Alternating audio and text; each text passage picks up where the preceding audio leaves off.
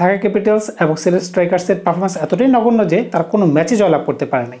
তামিমও আমার মনে হচ্ছে দলে ঢুকে যাবে, যেহেতু আজকে একটি মিটিংয়ে তিনি যুক্ত ছিলেন। সাকিব যদি কোনো কারণে দলে ঢুকে যায় তাহলে কিন্তু দলের জন্য একটি বিরাট পাওয়া, কারণ দলের জন্য একটি বাড়তি অপশন যুক্ত হচ্ছে, সেটা ব্যাটিংয়ে হোক সেটা বোলিংয়ে হোক। ব্যাটিংয়ের দিক থেকে যে ধরনের ঘাটতি দেখা যাচ্ছে, কিন্তু বোলিংয়ে কিন্তু একটু পুষে দিতে পারতেছে আমরা।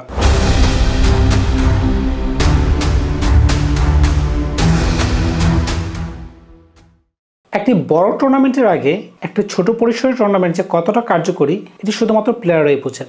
বড় টুর্নামেন্ট বলতে আমি বোঝাতে চেয়েছি চ্যাম্পিয়ন্স ট্রফির কথা। বর্তমানে ঘরোয়া যে টুর্নামেন্টটি আমাদের চলতেছে সেটা হচ্ছে বিপিএল। বিপিএলে প্র্যাকটিস করে কিভাবে একজন প্লেয়ার নিজেকে ঝালিয়ে নিতে পারে এটা শুধুমাত্র প্লেয়ারই ভালো বুঝতে পারবে, এবং দর্শক হিসেবে আমরাও সেটাকে জাজ করতে পারবো যে কার পারফরমেন্স কতটা ভালো ছিল এবং কে কিভাবে দলে ডাক পেল, কিংবা কার পারফরমেন্স আমরা আশা করতে পারি যে এখান থেকে যে সরাসরি জাতীয় দলে ঢুকে তার পারফরমেন্সটা ভালো হয়ে যাবে। সেটার মাপদণ্ড কিন্তু বর্তমানে বিপিএল। আমরা যারা বাংলাদেশি ফ্যান আছি আমরা কিন্তু এখন বিপিএলের পর্দার দিকে তাকিয়ে থাকি যে কোন প্লেয়ারটা ভালো করবে, বাংলাদেশি প্লেয়ার, তার প্রতি কিন্তু আমাদের এক্সপেকটেশনটা একটু হাই হয়ে যাচ্ছে। তো ঠিক ওই রকম একটা অবস্থানে আমরা আছি আজকে জানুয়ারি মাসের 8 তারিখ যখন ভিডিওটি রেকর্ড করা হচ্ছে। আজকের দিনে বিপিএলের পয়েন্টস টেবিলটা একটু এক নজরে দেখে আসি কার কী অবস্থান সেটা একটু ভালো করে বোঝা যাক। রংপুর রাইডার্স 5টি খেলে 5টিতে জয়লাভ করেছে। ফরচুন বরিশাল 4টি খেলে 3টিতে জয়লাভ করেছে। খুলনা টাইগার্স 2টি খেলে 2টিতে জয়লাভ করেছে। চিটাগং কিংস 2টি খেলে 1টিতে জয়লাভ করেছে। দুর্বার রাজশাহী 4টি খেলে 1টি ম্যাচে জয়লাভ করেছে। ঢাকা ক্যাপিটালস 4টি খেলে 4টিতেই পরাজয় বহন করেছে। সেই সাথে সিলেট স্ট্রাইকার্স 3টি ম্যাচ খেলে 3টিতেই পরাজয় বহন করে নিয়েছে। তো বুঝতেই পারতেছেন আপনারা যে টেবিলের উপরে রয়েছে কারা আর নিচে রয়েছে কারা। পারফরমেন্স ওয়াইজ ঢাকা ক্যাপিটালস এবং সিলেট স্ট্রাইকার্সের পারফরমেন্স এতটাই নগণ্য যে তারা কোনো ম্যাচে জয়লাভ করতে পারে নাই। অন্যদিকে রাইডার্স এবং টাইগার্স, বলছিলাম রংপুর রাইডার্স এবং খুলনা টাইগার্সের কথা, যাদের বর্তমানে শতভাগ জয়ের ট্র্যাক রেকর্ড রয়েছে। 5টি খেলে 5টি এবং অন্যদিকে 2টি খেলে 2টি। এখন যারা নিচে রয়েছে তাদের যে খেলা একদম শেষ হয়ে গেছে বিষয়টা এরকম না। এরকম হতেই পারে যে আপনি নিচ থেকেও কিন্তু উপরে চলে যেতে পারেন। আমরা যদি আইপিএলে দেখতাম যে টানা 4টি ম্যাচ খেলে 4টি ম্যাচ মুম্বাই হেরেছে, বা 5টি ম্যাচ খেলেও মুম্বাই হেরেছে এবং ওই আসরে মুম্বাই আইপিএলের শিরোপাও জিতেছে, এরকম ট্র্যাক রেকর্ডও কিন্তু ক্রিকেটের ময়দানে রয়েছে। সুতরাং হতাশ হওয়ার কিছু নেই, আপনাকে খেলা চালিয়ে যেতে হবে, ভালো খেলার চেষ্টা করতে হবে, ডে বাই ডে ইমপ্রুভ করতে হবে, প্রত্যেকটা ম্যাচকে একটা ইন্ডিভিজুয়ালভাবে নিতে হবে। তো তখনই শুধুমাত্র ইমপ্রুভ করা সম্ভব। প্রথমেই বলেছিলাম যে ব্যক্তিগত পারফরমেন্সটা আমাদের কাছে খুবই প্রয়োজন, কারণ আমরা তাকিয়ে আছি চ্যাম্পিয়ন্স ট্রফির সিলেকশনের দিকে। 12 তারিখে চ্যাম্পিয়ন্স ট্রফির সর্বশেষ যে সিলেকশনটি অনুষ্ঠিত হবে, আজকে 8 তারিখ যেই খবরটি আমরা জানতে পেরেছিলাম যে সিলেটে তামিমকে নিয়ে একটি মিটিং হয়েছে, সেই মিটিংয়ে কী হয় সেটি এখনও জানা যাচ্ছে না। তো আমরা আশাবাদী যে তামিমও দলে ঢুকতে পারে, এমনকি সাকিবও দলে ঢুকতে পারে। তো এখন চলুন জেনে আসি বিপিএলে এই পর্যন্ত যতগুলো ম্যাচ হয়েছে ওই ম্যাচে সর্বাধিক রান কাদের দখলে রয়েছে।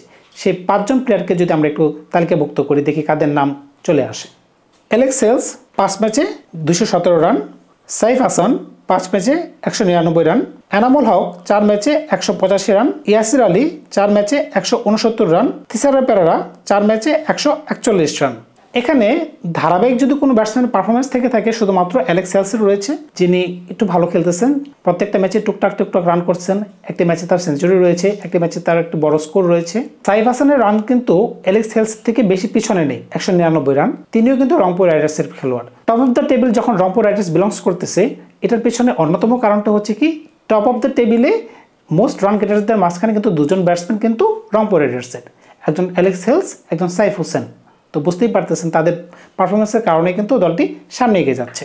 আমরা যদি সর্বোচ্চ রান গেটার বর্তমান যে প্লেয়ারগুলো দেখলাম তাদের মাঝখানে তাকাই, তাহলে এমন কোনো প্লেয়ারকে আমরা খুঁজে পাবো না যাদেরকে আমরা সরাসরি চ্যাম্পিয়ন্স ট্রফির মূল একাদশে দেখতে পাবো। এটা আমাদের জন্য কিন্তু একটা হতাশাজনক ব্যাপার। এখানে যদি আমরা আমাদের রেগুলার ক্যাপ্টেন নাজমুল হোসেন শান্তকে দেখতাম, মাহমুদুল্লাহ রিয়াদকে দেখতাম, কিংবা মেহেদী হাসান মিরাজকে দেখতাম, তানজিদ হাসানকে দেখতাম, মুশফিকুর রহিমকে দেখতাম, তাহলে কিন্তু আমাদের কাছে আরও ভালো লাগতো। এই লিস্টে কিন্তু আমাদের ওই ধরনের কোনো প্লেয়ারকে কিন্তু আমরা খুঁজে পাচ্ছি না। এমনকি জাকির আলীকেও আমরা খুঁজে পাচ্ছি না, যে কিনা আমাদের বর্তমানে সবচেয়ে মেন্টালি স্ট্রং একজন ব্যাটসম্যান বলে আমার কাছে মনে হচ্ছে। সর্বোচ্চ রান সংখ্যা তো আমরা দেখে গেলাম, কিন্তু ব্যক্তিগত এক ম্যাচে সর্বোচ্চ রান যদি আমরা একটু দেখি কে কতটি রান করেছে একদিনে, তাহলে কিন্তু আমরা বুঝতে পারবো যে বিপিএলের একদিনের সর্বোচ্চ রান সংখ্যা মানে সেঞ্চুরি আছে কিনা বা কে কত সর্বোচ্চ রান করলো সেটি কিন্তু আপনাদের একটু জানিয়ে দেওয়া প্রয়োজন। ওসমান খান 62 বলে করেছেন 123 রান দুর্বার রাজশাহীর বিরুদ্ধে। অ্যালেক্স হেলস 113 রান করেছেন 56 বলে সিলেট স্ট্রাইকার্সের বিরুদ্ধে। থিসারা পেরেরা 60 বলে করেছেন 103 রান খুলনা টাইগার্সের বিরুদ্ধে। ইয়াসির আলী 47 বলে করেছেন 94 রান ফরচুন বরিশালের বিরুদ্ধে। ওই দিন তিনি 22 বলে 22 রান করেছিলেন একটি পর্যায়ে, ওইখান থেকে তিনি 47 বলে 94 রান করেছেন। তামিম ইকবাল 48 বলে করেছেন 86 রান দুর্বার রাজশাহীর বিরুদ্ধে। এটা হচ্ছে 2024-25 মৌসুমের আজ পর্যন্ত সর্বোচ্চ রান। ভবিষ্যতে সেটি ব্রেকডাউন হয়ে যেতে পারে, এটি সম্ভাবনা বেশি। এখন যদি একটু বলারদের দিকে তাকাই যে কোন বলাররা কত ম্যাচ খেলে কতটি রান করেছেন, তাহলে আমরা বুঝতে পারবো যে বাংলাদেশি বলারদের অবস্থাটা কীরকম বা বিদেশি বলারদের অবস্থানটা কীরকম। চলুন চারটি একটু এক নজরে দেখে আসি। টপ অফ দ্য টেবিলে রয়েছেন তাসকির আহমেদ, 4 ম্যাচ খেলে 12টি উইকেট, এটি কিন্তু একটা খুবই ভালো লক্ষণ। খুশদিল শাহ 5 ম্যাচে 9টি উইকেট। নাহিদ রানা 5 ম্যাচে 9টি উইকেট, দুর্দান্ত পারফরমেন্স কিন্তু তার কিন্তু খুব ভালো ঝড় গতিতে বল হচ্ছে এবং তার বোলিং দেখতে কিন্তু আমাদের খুবই ভালো লাগতেছে। এখন দেখা যাক সে ভবিষ্যতে কী করতে পারে। মেহেদী হাসান 5 ম্যাচে 7টি উইকেট। তানজিদ হাসান সাকিব 3 ম্যাচে 6টি উইকেট। এখানে আপনারা খেয়াল করতে পারবেন তাসকিন আহমেদ, নাহিদ রানা, তানজিদ হাসান সাকিব তিনজনকে আমি প্লেইং 11-এ রাখতে চাই একদম স্ট্রেট প্রথম ম্যাচ থেকেই। তো তাদের পারফরমেন্স কিন্তু তুলনামূলক ভালো। ব্যাটিংয়ের দিক থেকে যে ধরনের ঘাটতি দেখা যাচ্ছে, কিন্তু বোলিংয়ে কিন্তু একটু পুষে দিতে পারতেছে আমরা। বিপিএল সেটাই বলতেছে যে বিপিএলে বলারদের পারফরমেন্স ভালো, বাংলাদেশি বলারদের পারফরমেন্স ভালো। সুতরাং এটি একটি পজিটিভ দিক। আমরা যখন চ্যাম্পিয়ন্স ট্রফি খেলতে যাব, বলাররা কিন্তু একটু সাহস নিয়ে যাবে যে আমাদের ঝুলিতে কিন্তু উইকেট রয়েছে। তো বিপিএলের আজ পর্যন্ত এসে যে তথ্যটি আমরা জানতে পারলাম যে ব্যাটসম্যানরা কিন্তু বলারদের থেকে পিছনে পড়ে আছে। এখন ব্যাটসম্যানরা যদি একটু নিজেদেরকে সামনে থেকে এগিয়ে নিয়ে যায়, পুশ আপ করে রান করার জন্য চেষ্টা করে, তহিদ হৃদয় যদি চেষ্টা করে, মাহমুদুল্লাহ রিয়াদ যদি চেষ্টা করে, তাহলে কিন্তু তাদের রানটা যদি একটু বেড়ে আসে, তাহলে কিন্তু আমাদের স্কোয়াডটা চ্যাম্পিয়ন্স ট্রফির জন্য একটু শক্তিশালী হয়। তামিমও আমার মনে হচ্ছে দলে ঢুকে যাবে, যেহেতু আজকে একটি মিটিংয়ে তিনি যুক্ত ছিলেন। সাকিব যদি কোনো কারণে দলে ঢুকে যায়, তাহলে কিন্তু দলের জন্য একটি বিরাট পাওয়া, কারণ দলের জন্য একটি বাড়তি অপশন যুক্ত হচ্ছে, সেটা ব্যাটিংয়ে হোক সেটা বোলিংয়ে হোক। তো দেখা যাক, সেটি সময়ের অপেক্ষা। তো আজকে এই পর্যন্তই। বিপিএলের এই খবরটি দিয়ে আপনাদের কাছ থেকে বিদায় নিলাম। অন্য কোনো গল্প নিয়ে অন্য কোনো ভিডিওতে আপনাদের সাথে খুব শীঘ্রই দেখা হবে। ধন্যবাদ সবাইকে, ভালো থাকবেন আপনারা।